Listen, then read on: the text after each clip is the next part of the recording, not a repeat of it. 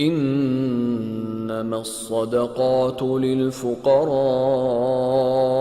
والمساكين والعاملين عليها والمؤلفة قلوبهم وفي الرقاب والغارمين وفي سبيل الله وابن السبيل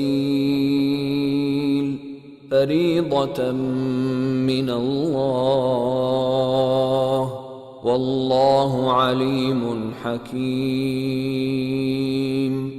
ومنهم الذين يؤذون النبي ويقولون هو أذن قل أذن خير لكم يؤمن بالله ويؤمن للمؤمنين ورحمة للذين آمنوا منكم والذين يؤذون رسول الله لهم عذاب أليم. يحلفون بالله لكم ليرضوكم والله ورسوله أحق أن يرضوه إن كانوا مؤمنين. ألم يعلموا أنه من يحادد الله ورسوله فأن له نار جهنم خالدا فيها ذلك الخزي العظيم. يحذر المنافقون أن تنزل عليهم سورة تنبئهم بما في قلوبهم قل استهزئوا إن الله مخرج ما تحذرون.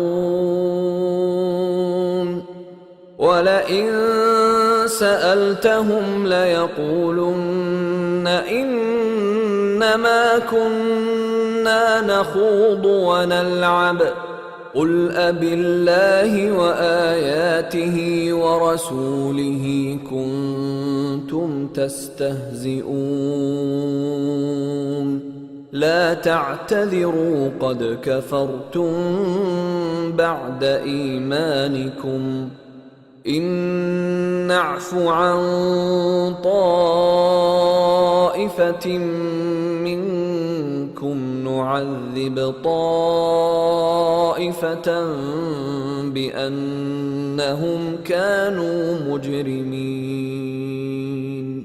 صدقات یعنی زکوٰۃ و خیرات تو مفلسوں اور ناداروں اور کارکنان صدقات کا حق ہے، اور ان لوگوں کا جن کے دل جیتنا منظور ہے، اور غلاموں کے آزاد کرانے میں، اور قرض داروں کے قرض ادا کرنے میں، اور اللہ کی راہ میں، اور مسافروں کی مدد میں بھی یہ مال خرچ کرنا چاہیے۔